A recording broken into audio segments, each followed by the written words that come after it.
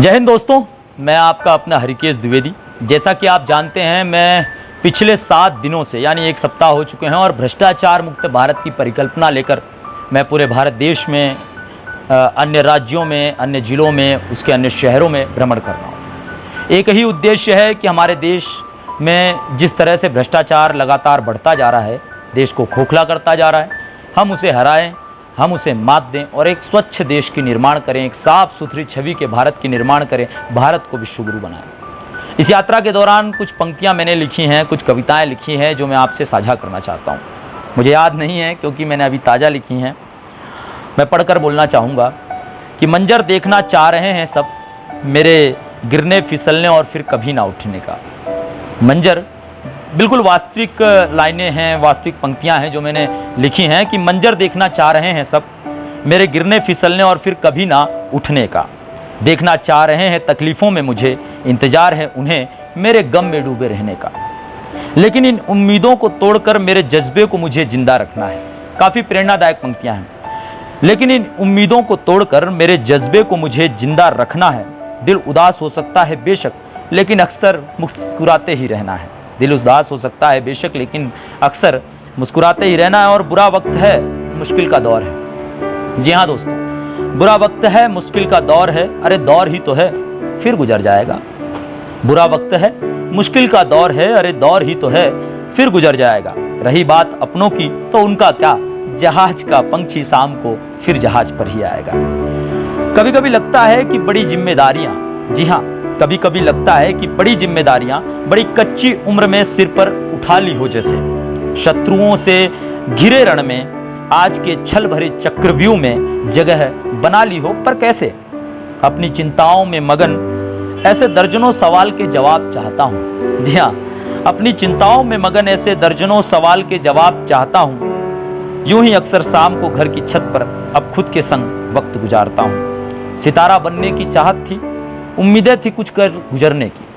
हर किसी के जब एक युवा साथी होता है उसके मन में कहीं ना कहीं एक स्टार बनने की, एक चमकने की चाहत पैदा होती है। मेरे मन में भी है। सितारा बनने की चाहत थी, उम्मीदें थी कुछ कर गुजरने की। रण में असुरों से कभी लड़ने की तो चाहत थी, कभी सरेआम सवाल करने की। सब कुछ छोड़कर दूर जाने की इच्छा होती तो है, लेकिन कोई है जो रोक लेता है। सब कुछ छोड़कर दूर जाने की इच्छा होती तो है, लेकिन कोई है जो रोक लेता है। कोई अपना जो मुश्किलों में देखते ही सारा गम लिपट कर सोख लेता है। एक शहर जिसकी हर गली, जी हाँ, एक शहर जिसकी हर गली की आबो हवा मुझे एक नाम से जानती है। एक शहर जिसकी हर गली की आबो हवा मुझे एक नाम से जानती है। कोई माने या ना माने, यहाँ की हर गली मुझे एक किरदार मानती है। वो शहर जिसने पाला पढ़ाया, जी हाँ, मैं पीथमपुर के बारे में लिख रहा हूँ। एक शहर जिसकी हर गली की आबो हवा मुझे एक नाम से जानती है। कोई माने या ना माने, यहाँ की हर गली मुझे एक किरदार मानती है। वो शहर जिसने पाला पढ़ाया और बढ़ा भी रहा है। वो शहर जिसने पाला पढ़ाया और बढ़ा भी रहा है। मेरी खुशी हो या गम हर दौर में साथ खड़ा भी रहा है। कर्जदार हूँ जिस शहर का, जी हाँ, कर्जदार हूँ जिस शहर का, उसकी गंदगी मिटाने का एक ख्वाब लेकर आया हूँ। कर्जदार हूँ जिस शहर का, उसकी गंदगी मिटाने का एक ख्वाब लेकर आया हूँ। साहब मैं पत्रकार हूँ, गुंडे माफिया बदमाशों और भ्रष्ट नेताओं का हिसाब लेकर आया हूँ। दोस्तों धन्यवाद। कुछ ऐसा लिख लेते हैं, कुछ जिक्र कर लेते हैं। कविताएं हैं, पंक्तियां हैं, मन में आ जाती हैं। बचपन से साहित्य से जुड़ा रहा और साहित्यिक गतिविधियों का ये प्रकोप है कि माँ सरस्वती का आशीर्वाद साक्षात जो है जुबान पर आ गया। अच्छा बोलना, ऐसा लोग कहते हैं, अच्छा बोलना, अच्छा लिखना कब मेरी इस कहें कि इस मनोवृत्ति में आ गया, मुझे इसका पता ही नहीं चला। लेकिन अब इसे लेकर के मैं एक अच्छे भारत की परिकल्पना कर रहा हूँ। हालांकि आज भी मेरा भारत बहुत महान है, लेकिन सिर्फ ट्रक के पीछे लिखने से कि मेरा भारत महान नहीं होता है। हमें कुछ करना होगा, कुछ बनना होगा, कुछ करके दिखाना होगा। और भ्रष्टाचार मुक्त परिकल्पना को हमें जो है, मैं ये भ्रष्टाचार मुक्त भारत परिकल्पना, भारत तिरंगा यात्रा जो लेकर के चल रहा हूँ, उसमें आप सब सहयोग करिए। आप सब उसे जो है प्रसारित कीजिए। इस मुहिम का हिस्सा बनिए। आने वाले कल में कहीं ना कहीं एक बेहतर भारत हमारा विकल्प होगा।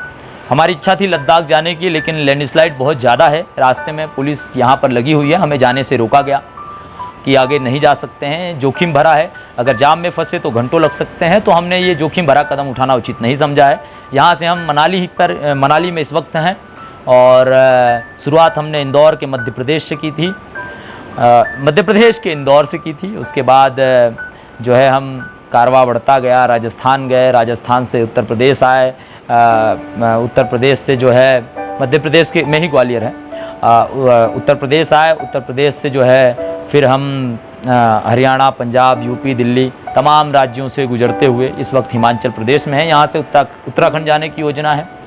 आगे किस तरह से रास्ता बढ़ता है, किस तरह से साधन जुटते हैं, क्योंकि संसाधनों के अभावों में यात्रा बड़ी जो है जटिल होती है, बड़ी मुश्किल होती है, कठिन होती है, लेकिन फिर भी हौसले बुलंद हों तो बहुत कुछ आसान होता जाता है। तो दोस्तों, कविता आपको कैसी लगी हमें ज़रूर बताइए। और इसके साथ ही अब हम लोगों से जिस तरह से जाएंगे, अन्य राज्यों में जाएंगे, अन्य प्रांतों में जाएंगे, तो वहाँ की परंपराओं से आपको रूबरू कराएंगे।